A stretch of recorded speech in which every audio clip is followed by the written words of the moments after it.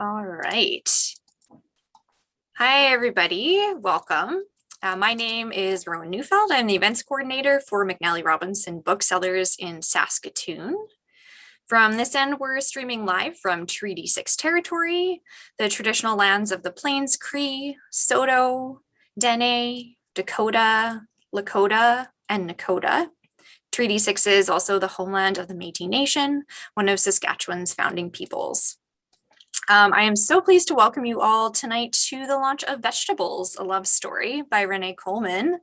Although we weren't able to host this event in person, we really appreciate you all joining us virtually, and especially Renee Coleman for joining us virtually tonight. Welcome. Thank you. Happy to be here. We're also really lucky to have Jenn Sharp joining us as guest host tonight.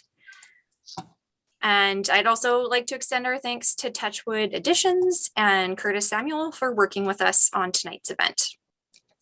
So before I introduce our host for the evening, I have a couple of Zoom housekeeping items to go through. We've enabled live auto captions tonight, so you can access those by clicking the live transcript button along the bottom of your screen. There's also a Q&A box for you to submit your questions for Renee, and we'll have some time for that towards the end of the night. Okay, so at this point, I'd like to introduce our guest host for the night. Jenn Sharp is a storyteller, food activist, author, and filmmaker based in Saskatoon. Her first book, Flat Out Delicious, Your Definitive Guide to Saskatchewan's Food Artisans, was published by Touchwood Editions in April 2020.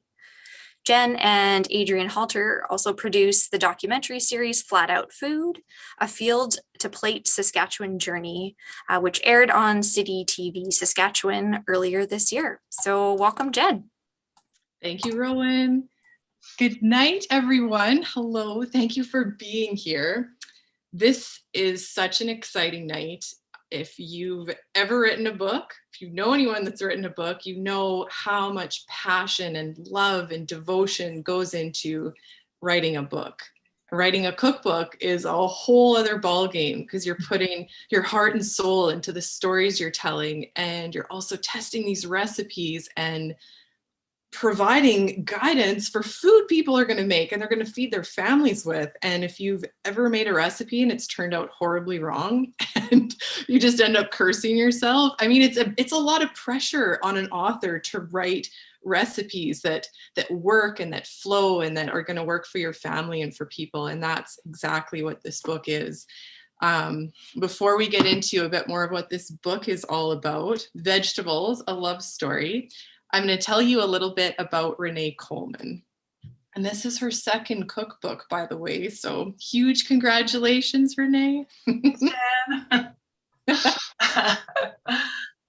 So our sweet author, Renee Coleman, she's the author of the Taste Canada award-winning cookbook, All the Sweet Things, and Touchwood Editions published it in 2017. She's a professional cook and baker. She's a freelance food writer and a columnist for the Saskatoon StarPhoenix. And she also writes an incredibly popular food blog called Sweetsugarbean. In the summer, you'll find her in the garden admiring her sweet peas and coaxing her cats down from trees. In the winter, she's curled up with a book, a mug of hot chocolate, and Dixon too. And Renee lives in Saskatoon. So this book, Vegetables, a Love Story, it's 92 heartwarming recipes from the kitchen of Sweetsugarbean. And you write in the intro, Renee, that everyone loves a good love story. And we do, everybody does. And this book is both a love story about food and a food story about love.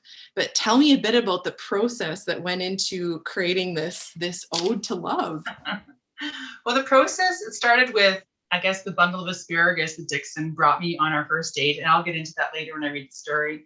But that's what sort of started it all. And that's what got me thinking as we sort of progressed our relationship about how, food is about nurturing. And love is about nurturing. So when he would bring me vegetables, pretty much, every time he came to visit, he would bring me vegetables. And that's his way of nurturing me. And then I, in turn, would nurture him by making us delicious food to eat. And then he would nurture me further by sometimes doing the dishes and folding the laundry, etc. So it was just this sort of symbiotic relationship of nurturing and just caring for one another. And, you know, food is love, and love in our relationship, it's food. And so the recipes just sort of trickled in after that, like things I was making with his seasonal goodies that he would bring me. And then I also got to thinking about like my mom and how, you know, she nurtured her family by cooking for us as a single mom. And so like a lot of the recipes are for my mom too, like the lazy pierogi casserole and cabbage rolls. And then I thought about nurturing my friends. And if I was first learning how to cook, like, my gosh, in the early 90s in a drafty walk-up Montreal apartment, I was nurturing these new friends of mine. And I was learning how to cook and just having that sort of social setting where you're like, yeah, you're nurturing each other and you're getting to know each other. And food has always been the focus of that, the focus of my life. And then the other part of this love story is the relationship I have with myself, like how I nurture myself by feeding myself like really good food and cooking for myself more often than not. And how I've made that just my, I guess just it's just part of who I am, is to have like home cooked food for myself. It's never, okay, sometimes I will have a little bit of Annie's mac and cheese, right, when I'm too busy to cook. But still, mostly it's always been like hearty home cooked food for myself. So nurturing myself that way.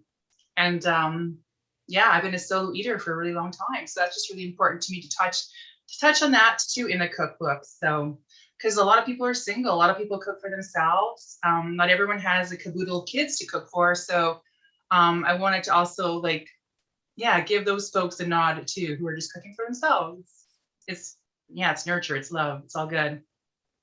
So this idea of nurturing ourselves through food, and how you and Dixon have really nurtured your relationship through food. And I mean, you first met at a place that sells food, which you'll get into later, but I really love this idea and how it works its way through the books. I feel like our lives are getting more full and there's just a lot of outside pressure and all these different things happening. And sometimes we turn a lot towards convenience when it comes to feeding ourselves, something that's Right. easy, quick, cheap, convenient, whatever it may be, but it ends up perhaps maybe not nurturing us in ways that it would if we're cooking it together with a loved one or by ourselves and feeding ourselves love. So I really appreciate how that theme has worked its way through these stories, Renee.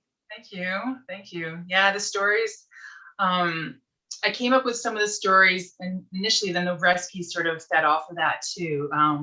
Like I knew I wanted to write about my mom's cabbage rolls. That was one of the first recipes I wanted. So then it came to me when I was like probably having a shower or washing dishes, how a tale of two cabbage rolls would make a really great story, because she has her version and then I have mine that I created, I guess out of necessity when I was living far away from home and I needed to have cabbage rolls, but I didn't want to have to sit there and roll them all. Because when you're 20 years old, you don't want to boil cabbage and make cabbage rolls by yourself. So the stories, a lot of the recipes came because I had the stories in my mind first. And then, and then Dixon's zucchini goulash as well. Like I'll read that one later tonight, but that's also, I had that story in my head. And then because his goulash is just it's just so sweet and so good. And yeah. I've made that recipe too. I love it. Yeah, everyone loves it. When they make it, they're like, this is so good. I'm like, yeah, it's just amazing. It's so simple, but so good, right? And that's when you cook with really good local seasonal produce, like your recipe's always going to taste that much better. So cooking seasonally, eating seasonally, it makes a big difference, especially when we're able to in the summer and fall and winter to a certain extent. Yeah. Yeah, definitely. And that's another thing I appreciate about this book so much. So for anyone tonight that hasn't had a chance to read it yet, Vegetables, a love story. It's all divided into vegetable categories.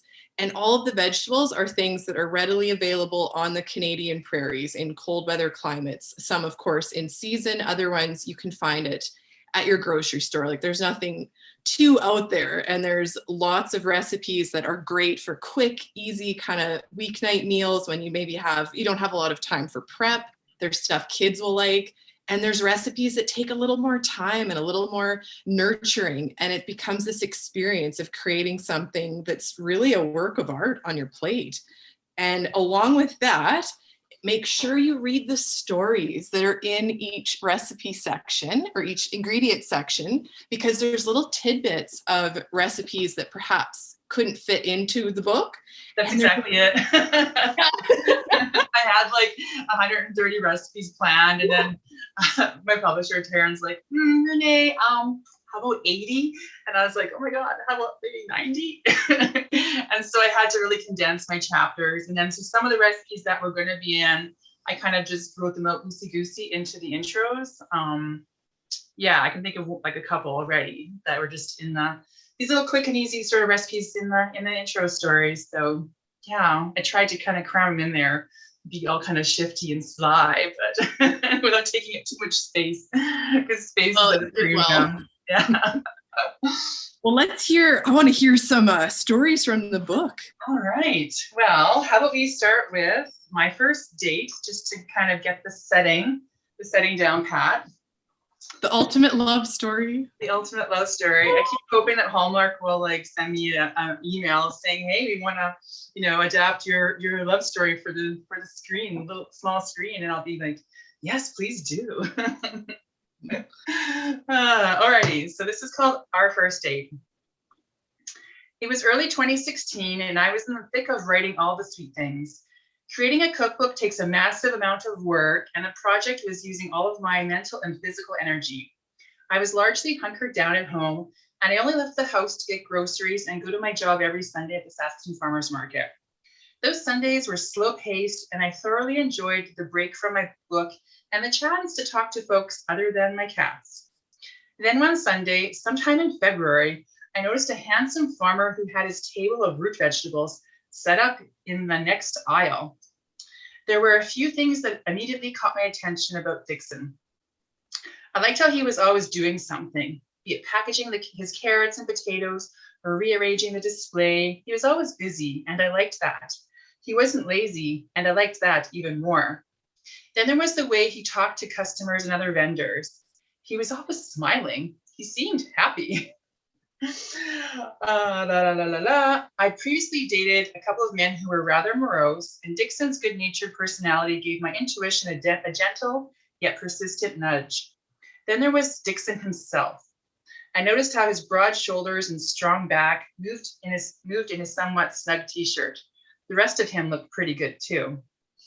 I would catch myself sneaking furtive glances his way throughout those Sundays in the winter of 2016. And then I decided to finally do something about it. Saturdays were always big bake days, as I was feverishly recipe testing for all the sweet things. And any extra product I couldn't eat all those cookies and cakes myself, was taken to the market the next day, where I would give away samples to fellow vendors. This is how I broke the ice with Dix. Every Sunday, I would come laden with chocolate chip cookies, granola bars, slices of cranberry orange cream cheese loaf, and banana bread, you name it. I would pass by Dixon's stall, toss him a smile, and casually ask if he wanted to try some baking. He always said yes, with a big smile of his own. Dixon liked to interject at this part of the story and say that he was disappointed when he found out that others were sampling my wares too. I told him that I did not want to be too obvious about my intentions. Plus, I had lots of baked goods to unload. So with the cookies and cakes breaking the ice, and with my manuscript completed on April 1st, I decided to take things to the next level. Dixon was very sweet and a little shy, so I knew I would have to be the one to ask him out on the date. I too am a little shy, but there comes a point in your life when you have to take a big breath and just jump. And so it was the final Sunday in April, just a day or two after my 43rd birthday, when I came up to him, took a big breath, and blurted out, "Hi, Dixon. I write restaurant reviews for the StarPhoenix, and I was wondering if you'd like to go for dinner with me sometime."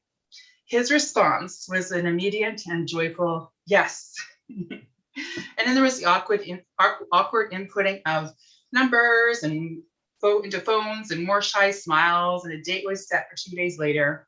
2 days? What the heck was I going to wear?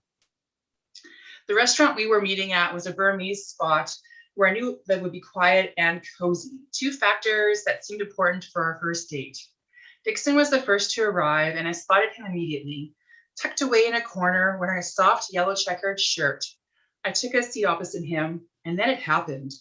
Dixon, blushing as all get out, handed me a bundle of fresh asparagus, the spears gathered together with a slip of twine. He said he picked the asparagus himself that morning, and that he thought I would like it more than flowers. He was right. That moment changed everything. It was like something in the universe shifted. No longer was I going to be alone. My soul would be attached to Dixon's, and that was all there was to it. I was so touched by this offering of that bundle of verdant spears. I immediately thought of how great this seemed to be in my next cookbook. And my next cookbook would be about vegetables and love, because God damn it, after waiting half of my life for a man who would not let me down, break my heart, let me go, here I was sitting across from him, my true love. I know it sounds corny. This is a cookbook about love and vegetables. Things are bound to get corny eventually. But all those people who told me that I'd know when the right one came along, well, they were right. Over the next few hours, the air crackled with electricity between us. Sparks were shooting out all over the place. Delicious food would arrive, and we would slurp the soup and nibble on the noodles. It only took 30 minutes for Dixon to suggest a second date for the following week. We were equally smitten. The 3 hours breezed by, and finally the very kind owner of the restaurant came to our table, told us that he had to close up, and he asked us to pay. We were getting kicked out. After the bill was paid, we took our leave to the parking lot, where we proceeded to talk for another 30 minutes. We all know that point in the first date when you wonder if there's going to be a kiss and who's going to make the first move, and will it be a lip kiss or a cheek kiss?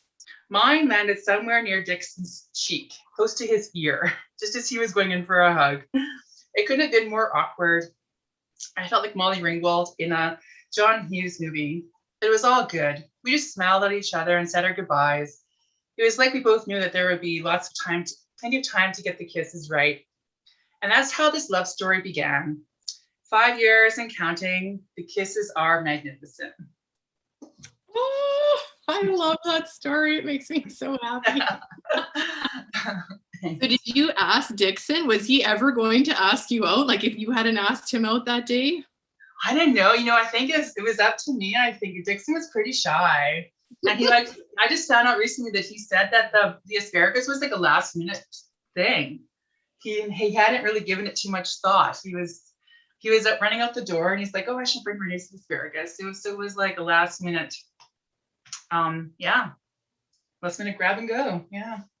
Good job, Dixon. Because asparagus is never going to taste the same for you now. It never does. No.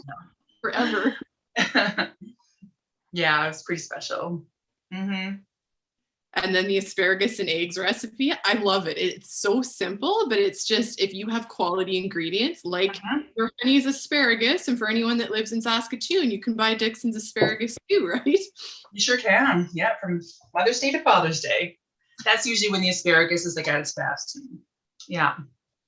And I like how you work into like the asparagus section and other sections of the book too, how there are certain vegetables that are really only good to eat when in season, and out of that time, it's just not even worth. Save your $6 in February and don't buy asparagus from Texas. Like, it's not gonna taste any good. Yeah. So when you wait until it's in season, it's that much sweeter, right? It's that you just, oh my God, the asparagus is here. And then, kind of jump for joy a little bit. Yeah. And same with the tomatoes in summer and fall, right? Like those are when they're at their absolute best. And that's when you should you cherish them, because they're so fleeting when they taste that summer freshness. They're just, nothing compares to them. Like, the grocery store imposters. Yeah. I like the little cherry guys. Sometimes they can taste all right if they're greenhouse grown in Canada, but in the winter, that's what I'll buy, is the little cherry guys if I really need my tomato fix. Yeah. Yeah. Well, you just appreciate them on such a different level too, rather than kind of eating all year round. When you wait for that little window, then it's just such a big surprise on the taste buds, rather than it is, yeah. And now it's like parsnips and squash and beets and all the good things like that. Yeah. And the parsnip section, well, it's it's potato time too, right? And for anyone that's grew up like gardening or on a farm or anything like that in Saskatchewan or on the prairies, we all ate potatoes. And we probably maybe got a little sick of them. Maybe potatoes are your staple. They are for me still too. But the recipes you've got in the potato section are just, Thank you. that lazy pierogi casserole. I can't wait to make that. Yeah, it's so tasty. It's good to serve it with like a big sort of family feast because it's so buttery and so rich. You want to have like ham or sausages or something like that, or pork chops, or it's just so yummy. Yeah, and it's for butter lovers and for pierogi lovers, and yeah, I think my mom's initial recipe called for a cup of butter, and I was like, I know, my eyes were like, oh, can we like do half a cup? And she's like, okay, you know. So I mean, half a cup is already quite luxurious, but it makes the casserole so much. It's a real treat. You don't want to eat it every Sunday, but like when you do make it, it's just like, be prepared for people to like, you know, oh my God, it's so good. Yeah, it's good to have a crowd around whenever you can to eat that. So yeah. Well, that's what it's all about, elevating those potatoes to something that's a really special treat, like in that casserole. Yeah. And then wouldn't you know it, I do have a story called Ode to the Potato. Yay. Which I'll read. And Dixon is like an expert on potatoes. And so I was going to write a little bit about like an introduction to the chapter for potatoes, but then Dixon, I just like, because he has this little Dixon says that every chapter, and then but the potato was just like, oh my God, he had so much info. So I'm like, I'll leave all the info to him and I'll just write an essay to potatoes. Yeah. So here we go. Ode to the Potato. Let's start at the beginning. One of my earliest memories is digging into the earth, searching for potatoes buried below the surface. The sky is bright blue, like it is on most summer days in Saskatchewan, and the air is warm, smelling like wheat and sunshine. My little hands have the best time as I find one nugget and then another. Into the pail they go, and onto the next hill I go. These small, very new potatoes will be gently boiled in their paper-thin skins and tumbled in glorious amounts of melted butter, chopped dill, salt, and pepper. My mom likes to keep their preparation simple, as these tiny tubers are pure and simple goodness all on their own. Because they've been harvested before they are fully grown, their sugars haven't turned to starch. Thus, they're more delicate, creamier, even a bit sweeter than their grown-up versions. In summer, this is how I want my potatoes to be, nothing more, nothing less. 4 decades later, much has changed, but not this. At the opposite end of the spectrum is the simple baked potato. Large, unassuming russets lack the cuteness of the creamers, but when done right, their skins are slightly crispy, shimmering with salt, and their tender flesh pillowy soft. A sharp knife slides through the hot potato with no resistance. No firm chunks are allowed in baked potatoes. The steam escapes, wafting up to greet my nose. Butter is the first layer of flavor, evenly and decadently applied. Next is a good amount of shredded cheddar, followed by chopped crispy bacon. No substitutes from a plastic container, please. You gotta have a heaping dollop or two of sour cream, go full fat or go home, and finally, a smattering of sliced green onions. No potato, however it's cooked, is complete without salt and pepper. Behold a masterpiece of culinary creation. This humble spud is transformed into something spectacular with a simple application of heat and fat and salt. On days when I've come home from work with no idea about what to make for dinner, I reach for the russet. A heaping hot baked potato is a solo diner's best friend, skin and all. Dixon says he knew he loved me when I told him I would never cook plain boiled potatoes for supper. As someone who was raised in a family that grows his tubers for a living, Dixon has consumed more potatoes in a lifetime than anyone probably should. More often than not, the potatoes served by his mom were the plain boiled sort where you had to pat them down flat and mash in the butter with your fork to make them somewhat palatable. I too know these potatoes well, and they certainly weren't my favorite as a kid either. They were bland, they were boring. As an adult, I can appreciate that both of our moms just wanted to feed their families quickly, and some nights dinner had to be straightforward and fuss-free, hence the plain boiled potatoes. These potatoes were often sidelined to the edge of the plate where they were left to go cold, and the only thing worse than a plain boiled potato is a cold boiled potato. The potato has long been admired for its versatility and ability to fill up our bellies rather cheaply. I'm fond of all the ways it soothes and satisfies us, with the power to offer calm and comfort more than any other vegetable I know. You can slice Yukon Golds into cubes or wedges, toss them in olive oil, garlic, salt, and pepper, and roast at a high heat until the edges are crispy and the centers are soft. These are the perfect potatoes for dunking into spicy mayonnaise. And I never, ever need an excuse to eat creamy, buttery mashed potatoes. If gravy is involved, the more the merrier. I love potatoes when they're shredded into frilly latkes and roasty. Sour cream on the side, please. I love them pan-fried in bacon fat, snuggled up to a couple of sunny-side-up eggs. I love them scalloped with plenty of cream, a perfect accompaniment to baked ham if there ever was one.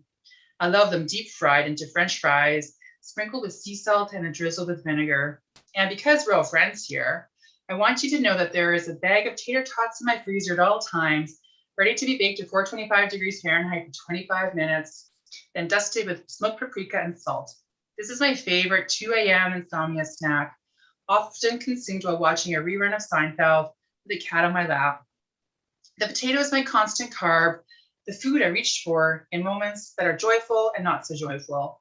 It's always there in my kitchen and in my heart. Just don't ask me to eat it boiled. So, boiled potatoes. The potatoes. But this constant carb, the comfort food, the comfort of potatoes, and the sustenance that they've provided for generations, right? Yes. Yeah. Yeah. They're my favorite. I made some tonight into some turkey pot pie with leftovers, and Nice. we're good. Dixon says part, I mean, with the potato, Dixon does grow incredible potatoes. How did these Dixon says sections come to be in the cookbook? That's a good question. So I met my editor, Leslie Cameron. She came to Saskatoon, I think in summer of 2018. We met for lunch. And at that point, I was just sort of tossing around ideas for Vegetables Love Story in my head. And she'd asked if I was working on another book. And I said, well, I kind of want to write this about vegetables, because Dixon grows vegetables and he brings me vegetables. And I hadn't put together even the proposal yet. I was gathering ideas. I was sitting on the themes and the ideas and the stories and writing notes here and there. And she said, well, Renee, Dixon grows his vegetables. It'd be great if he had a little insight into each chapter, like about growing them or harvesting, or what his sort of take was on the vegetables. And I was like, oh, Leslie, that's a really great idea. So Leslie gets the all the kudos for the Dixon says, and I really love hearing Dixon's voice in my book too, because you get to know a little bit about his personality and how charming he is and how soft-spoken, how knowledgeable, and especially if you read like the broccoli section, his little bee story, and he's even got a little recipe in the pea section. So I really like the Dixon says too. Yeah, it works really well in the book.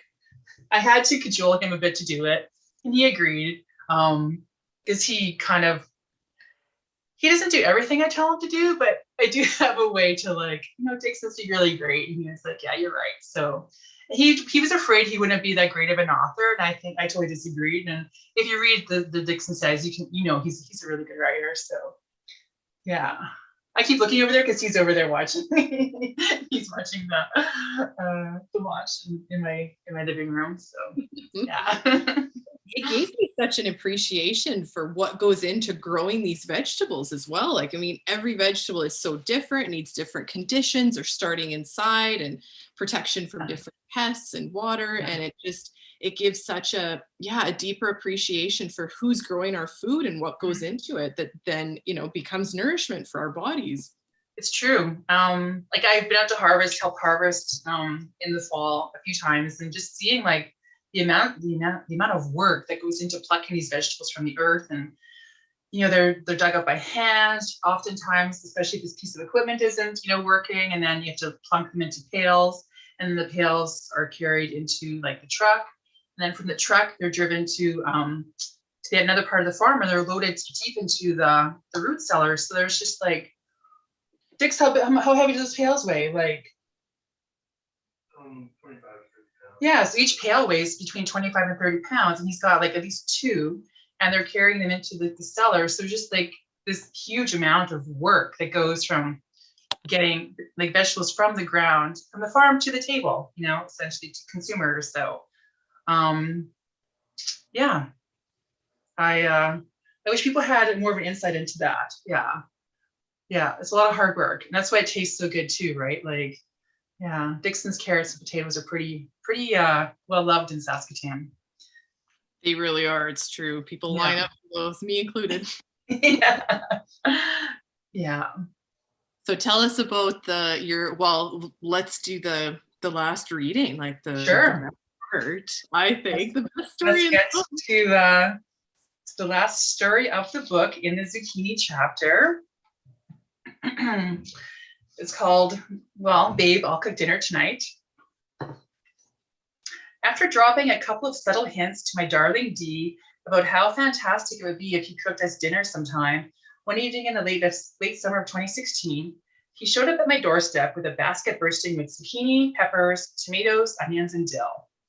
Babe, I'll cook dinner tonight are some of the sweetest words in the English language, are they not? Beaming with pride, Dixon had the fixings for a fine supper of zucchini goulash. His recipe is a family favorite, one he's loved for years and years, and he wanted me to be let in on the love. I poured us glasses of red wine while I sat on a stool and watched him chop and mince and stir and taste. What a lovely sight indeed. As you may have guessed, I do the bulk of the cooking in this relationship.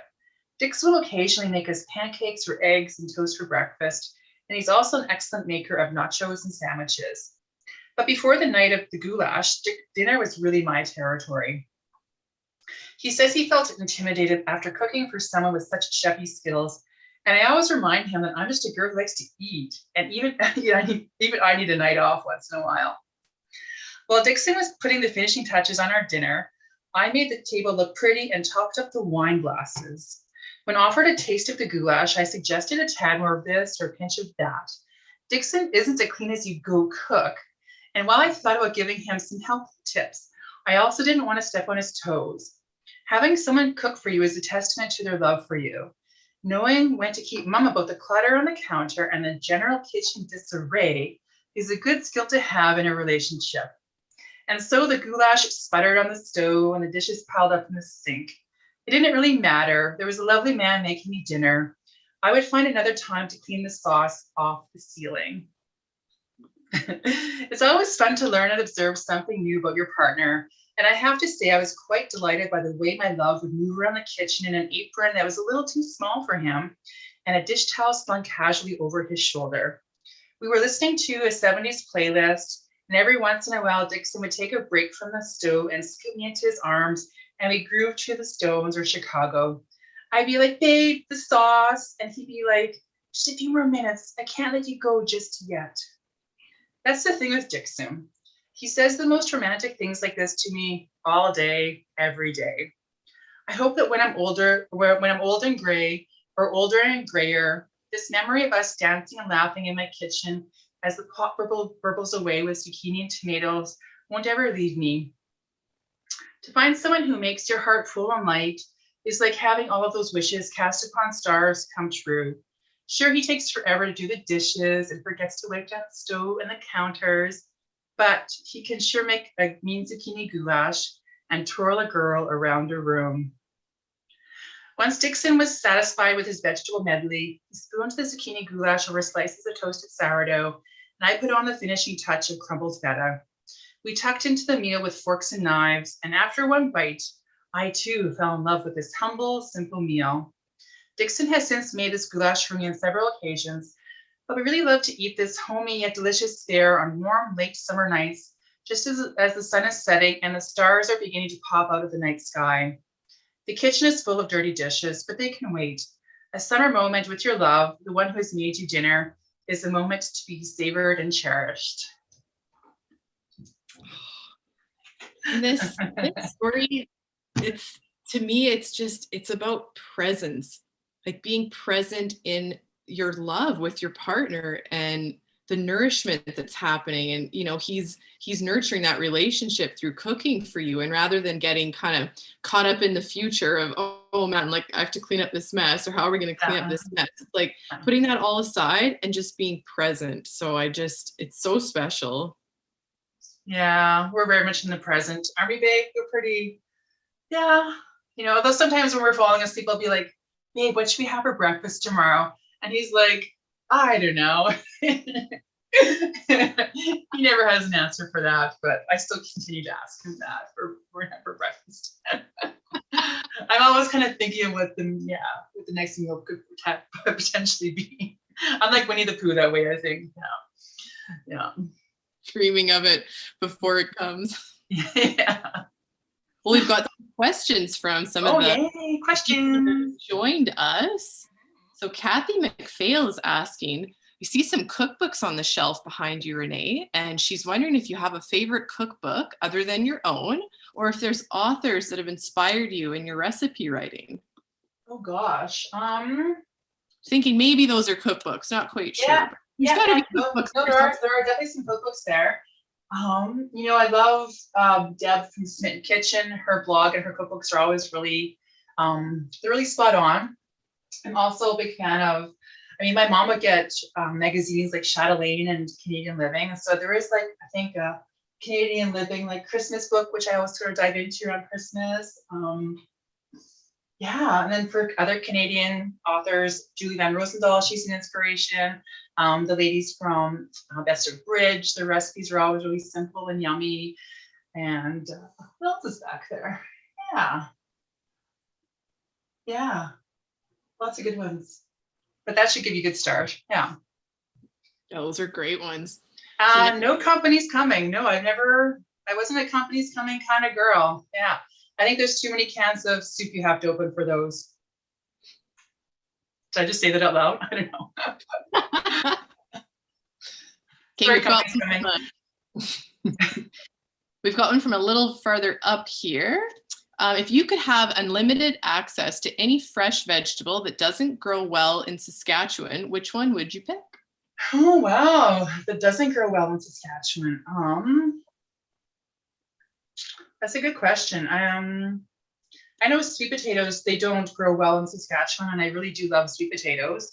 They take a long time to grow, so that's why they're typically grown in the southern states, like North Carolina. Yeah, like the growing season for those types, it's way too short here. So I'd have to say sweet potatoes. I really do like sweet potatoes. They're really good for you. They're simple to prepare. Yeah, that's my answer. I love sweet potatoes too. Sweet potato fries. Yeah. I like them roasted with like some smoked paprika and salt, and yeah, they're yum.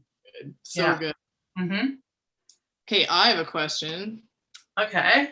So you write all the sweet things. It wins a Taste Canada Award, which is like our highest culinary award in Canada for books. It's a huge honor. Right. And you're going on to write your second cookbook and your second book. I mean, your sophomore book, there's a lot of pressure that you put on yourself, pressure that, you feel externally. So walk me through, or walk us through a bit of that pressure, and then the creative process to write a book after your first one wins this huge award. That's true. Winning the Taste Canada Award, it was this huge, well, it was a shock. Like I was just, to hear my name called that night in the ballroom in Toronto, I was wearing this dress, it's my good luck dress. And I was like, holy shit, did I win? Like, I was just like, no. And then, yeah, I won. So I, made my way up to the stairs and I was just shaking with like, yeah, I was just shaking and trying not to cry and trying not to fall because I was wearing some new shoes that night. But it was a great night. It was just this massive accolade from your peers, which is, it's really like soul shaking, to be honest. It was, yeah, I was on cloud nine and I was like, wow, this is amazing. And then so a few years later, when I put together the proposal, like I want my second book baby to be just as good, if not better, right? Like no one wants their sophomore to be a dud. So I had a lot more time to work on this. I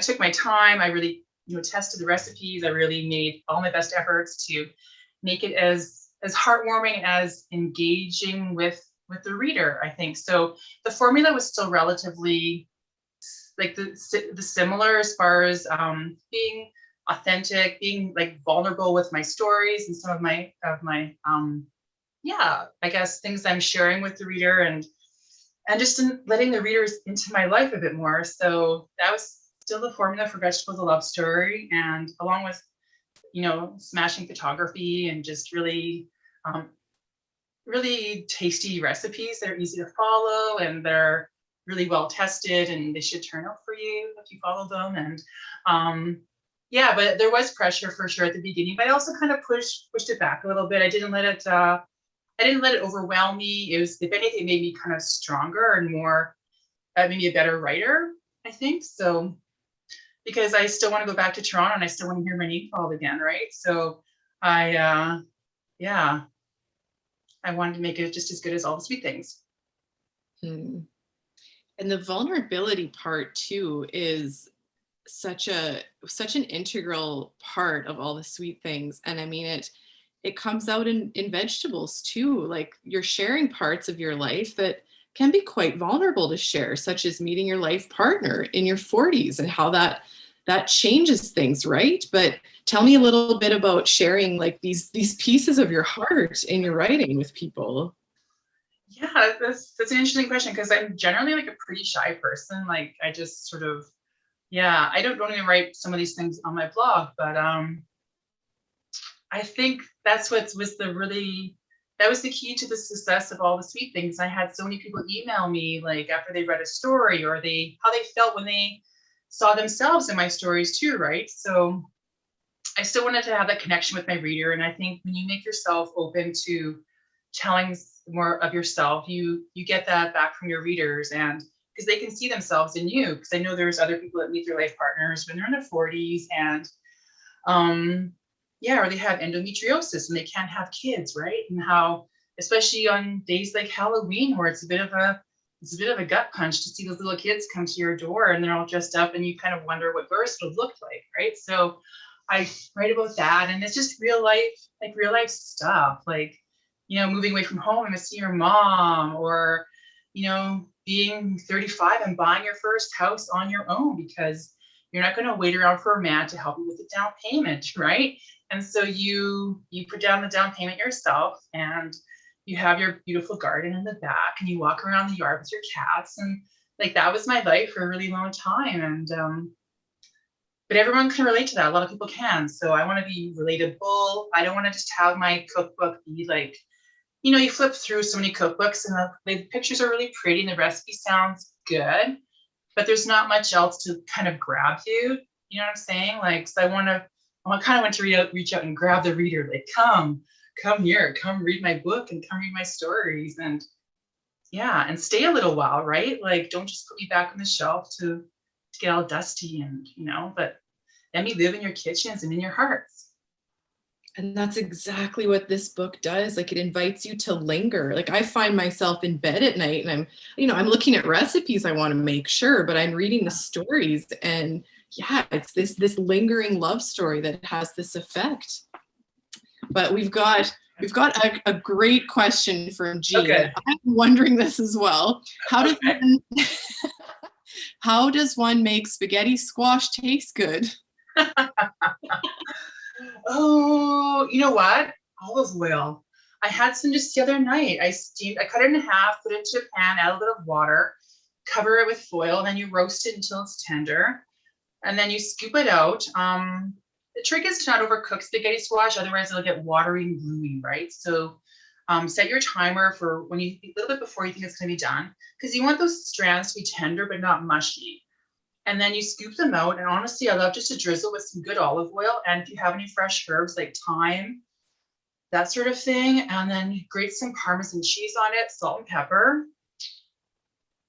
Yeah, oftentimes, you know, the trick to making vegetables taste good is like salt and fat. Like, add butter, add olive oil, and be sure that you season the vegetables with salt, because it really does enhance the flavor. And I think people are afraid of salt. And if you're on like a doctor restricted diet for low sodium, then, you know, obviously hold back. But one of the first things I was taught in cooking school was to learning how to season your dishes properly. And that's salt. Yeah. Go a little bit at a time, And often when you're making a pot of mashed potatoes, that's actually the best way to kind of learn how to season things, because potatoes, obviously they taste like they're kind of bland. They do need salt. And so when you're adding a little bit of salt, you kind of you can see how the flavor changes, right? So add some salt to your veg, ladies and gentlemen. That's great advice. And it helps develop your palate a bit too, doesn't it? Yeah. Yeah. And oftentimes it doesn't have to be a lot of salt. It just has to be a little bit, and then give it a taste, and then you'll reach your salt threshold. Yeah. Because you don't want to overdo it as well. So start off little at a time. Yeah. Made that mistake before. Yeah, I think we all have. Yeah. Julia Ross says hello from North Carolina. Hi, Julia. Favorite. Yeah. Hi, Julia. Nice to see you. Well, I can't see you, but I'm glad you're here. So tell us about your favorite part about writing the cookbook, Renee. You know what? I love writing cookbooks, Jen. I love cooking. I love testing the recipes. I love when they turn out. Yay. And I love photographing them too. I did all the photos in my book. So I love when I would just, style and the photos would turn out so great. I love the whole process of the cooking, the writing, the styling. I really do love writing cookbooks. Yeah. Is there washing up the dishes? The washing up the dishes is probably my least favorite, because I don't have a dishwasher. So it was kind of like, here we go again. So Dix he would help once in a while if he was here, but often, just put on a podcast and power through. But yeah. And that always boggles my mind, because I've been in your kitchen and it is a cozy little space. There's no dishwasher, and you're testing all these recipes. Like that's a labor of love, girl. Yeah, and you just have to be organized, and that's what going to cooking school taught me. Like just having to organize my space, because I worked in kitchens myself, where you have like just a tiny little section of a bench that you're working on with someone who's probably side by side, and you get used to working in small spaces. And yeah, that's just kind of what I know. And then also cleaning as you go. There's other little tips that you kind of learn to make things. Yeah, I'm just a very organized person, honestly. But don't look too much around my office, because all the disarray has been moved out. I guess I'm organized when it comes to tasks, not so much when it comes to objects. Yeah. That's how creative mind works, I think. Yeah. There's a lot of organization that went into writing this during a pandemic too. I mean, this was just I planned on staying home for most of 2020 anyway to write the book, but then when you can't get groceries, like you just, especially the early lockdown, it's like, well, I have to get groceries for 2 weeks, right? So I would go to one store and I was just like getting all my ingredients I need for 2 weeks. And if a store didn't have an ingredient, I'm like, well, I guess I can't make that recipe this round. So I had to make recipes where using the perishable stuff first, like, like greens or mushrooms, like anything super soft. And then like the hardier vegetables like cabbage and squash and sweet potatoes, they could be in the later half of the week as far as recipe testing goes. But yeah, I had to be terribly organized, and that's just the way it was, right? So, but my brain kind of thrives in that sort of organization too. I think it's like, yeah, I have a very detailed list, and just kind of roll with the punches. Honestly, that's all we can really do. Yeah. Yeah, it was rolling with the punches kind of thing, isn't it? Yeah, and I didn't really trust like getting groceries delivered or doing the pickup thing, because I was really picky about like the look of the produce, and because I didn't want to get like a pound or like a case of lemons when I wanted like 3 or 4 or something, so I had to go pick it up, and worked out okay. Yeah. Well, it did indeed. It did indeed. Well, it's about to wrap up tonight. Okay. Yeah. We've got time for one more question tonight. Okay. And let's see here. 2 questions. Okay, we have time for both. I think it'll be both. Okay. First one is from Brenda Karst, and she asks, what is your absolute favorite recipe? In the book? Oh my gosh. That's hard. I have so many favorite recipes in the book. I'll give you 5, okay? Because I love my mom's cabbage rolls, and I love the lazy pierogi casserole. And I love the vegetable stew in spicy peanut sauce. That is like a good cold weather stick to your ribs stew, and it uses really simple ingredients like cabbage, potatoes, little peanut butter. So it's easy on the pocketbook as well, because as you've probably been aware, grocery store prices are going to go up even higher. So look for ingredients that are going to be long lasting in your pantry, and that can be without meat too. So yeah, that's a really good one. I love the zucchini enchiladas, the back of the book. And then of course, Dixon zucchini goulash. That's one of my favorites. And the asparagus with eggs. And yeah, Dixon, come here, come say hi. You guys, here's Dixon. Get in here, Dixon. Get in here, Dix. Yay. Hi. Yay, hi, Dixon. This is the man that grows on the bed. Yeah. He's the best. Oh, yay.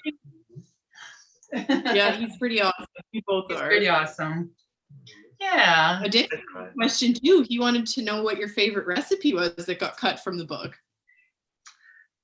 You're asking me? Yeah. Oh my gosh, all these favorite recipes. Oh my gosh. Well, Cut from I think for something different that kind of will blow people's mind is the charred broccoli with coconut milk and peanuts. I made that on TV last Thursday morning, and it's just you can make it in what, like 5-6 minutes, and it's just a great way, a flavorful way of eating broccoli. It's got coconut milk. It's a little bit spicy. It's a little bit acidic with the lime, and I really love serving that. It's just a great way to eat broccoli. Yeah, and the miso green beans. Yeah. Yeah. I really do like all the recipes a lot. It's hard choosing one. What's your favorite recipe, Dixon? Oh, my favorite recipe in the book? Oh, geez, I didn't think I'd be put on the spot. Wow, yeah. But zucchini goulash. Zucchini goulash, it's his Yeah. recipe. It's a winner every single I time. love We also have so many great memories tied up with that recipe. Yeah, it's his Yeah. it's his recipe. Yeah. Well, Yeah. yeah. Yeah. You made it better. Huh? Yeah, Oh, with the better. feta on top. Yeah. Because I like cheese a lot. So Yeah. a lot of the recipes have a lot of cheese. Yeah. I was not a feta Hey, person. Dixon. Mm-hmm.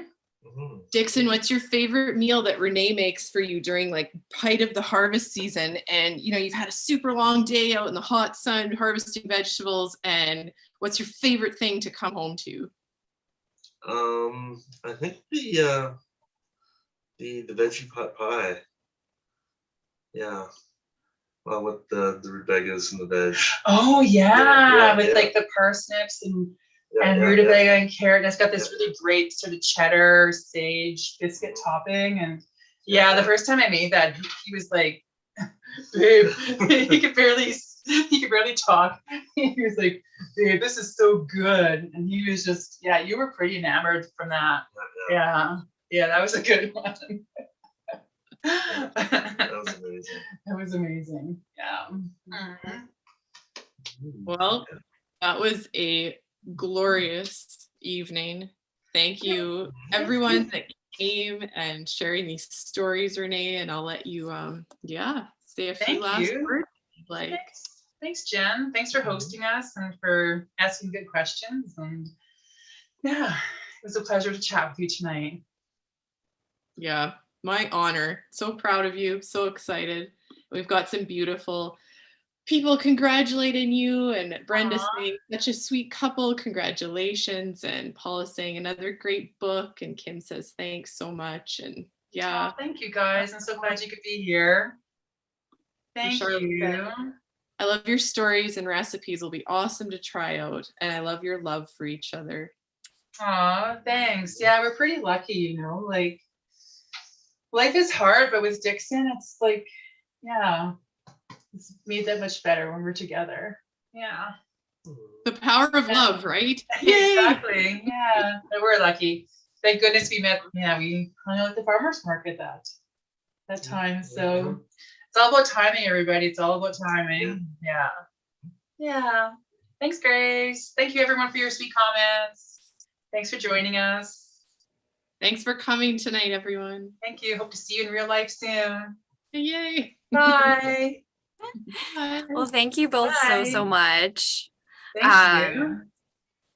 I just want to remind everyone that we have some signed copies of Vegetables, a Love Story that Renee kindly popped in to sign, which is very exciting. So you can pick those up from McNally Robinson either in store or online at mcnallyrobinson.com. Thanks again to Touchwood Editions for working with us on the event. And of course, huge thanks to Renée Kohlman and Jenn Sharp for joining us tonight. So take care, everyone, and have a wonderful rest of the evening.